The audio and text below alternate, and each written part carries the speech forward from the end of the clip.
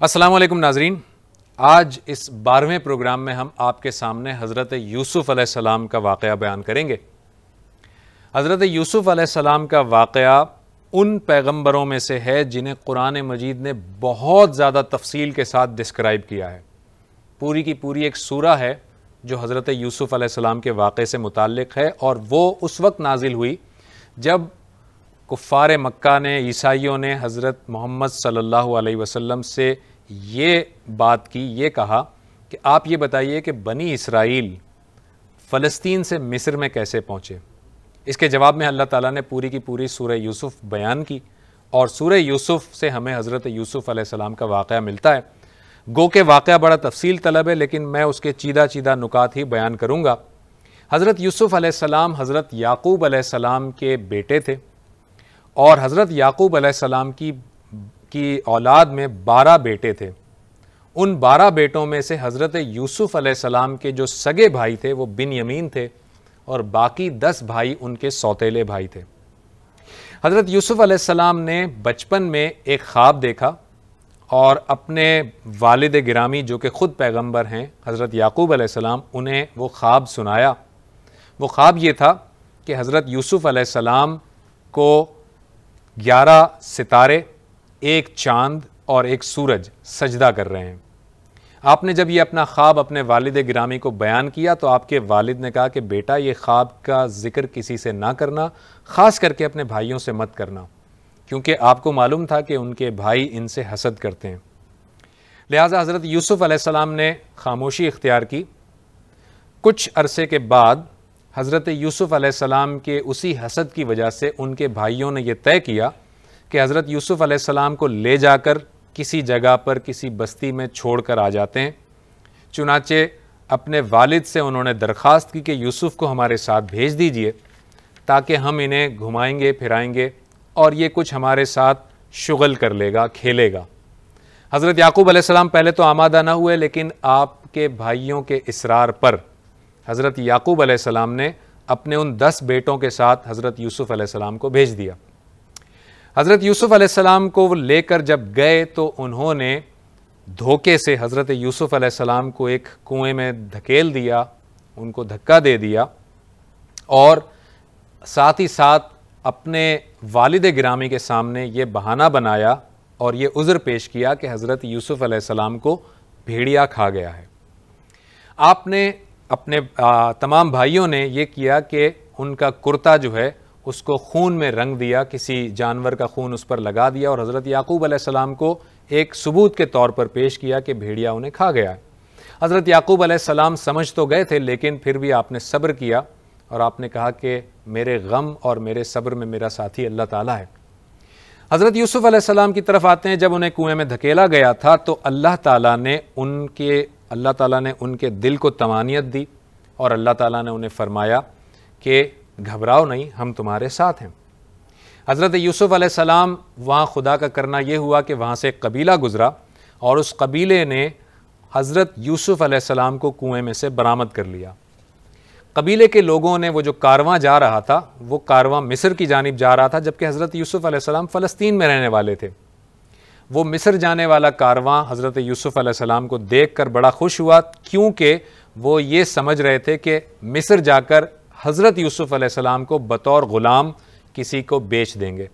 چنانچہ حضرت یوسف علیہ السلام کو مصر لے گئے، اور عزیز مصر کے ہاتھوں حضرت یوسف علیہ السلام کو بیچ دیا گیا۔ حضرت یوسف علیہ السلام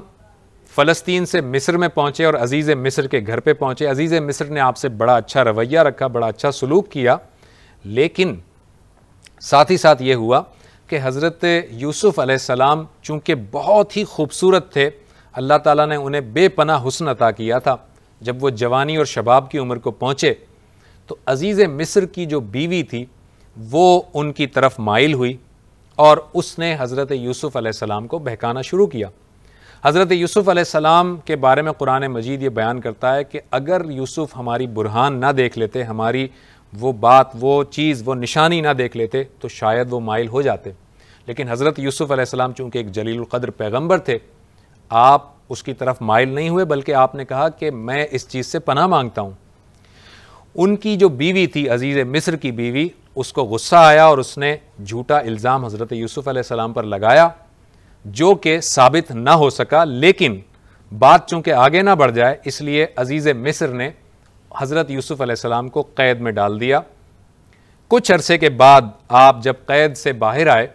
تو اس طرح سے باہر آئے کہ آپ نے خواب جو کہ اس زمانے کے بادشاہ نے دیکھا تھا اس کی آپ نے ایک تعویل بتائی اور تعبیر بتائی، اس سے خوش ہو کر بادشاہ نے آپ کو اس قید سے نجات دی، اور ساتھ ہی ساتھ اس بات کا بھی اعلان کیا کہ وہ جو بہتان آپ پر لگایا گیا تھا وہ سراسر جھوٹ تھا، غلط تھا اور غلط بیانی سے کام لیا گیا تھا۔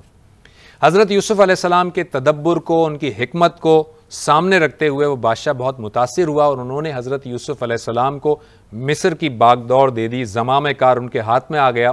حضرت یوسف علیہ السلام نے اپنی تدبر سے وہاں کے قحط سالی کے دور میں بھی اناج مہیا کیا، اور پھر حضرت یوسف علیہ السلام نے اپنے بھائیوں کے ذریعے سے جو کہ اناج لینے آئے تھے اپنے آپ کو پہچانوایا، اپنے آپ کو منوایا اور یہ بتایا کہ میں وہی کھویا ہوا تمہارا بھائی ہوں۔ اور پھر حضرت یوسف علیہ السلام نے اپنے بھائیوں سے کہا کہ والدین کو بھی لے آیا جائے،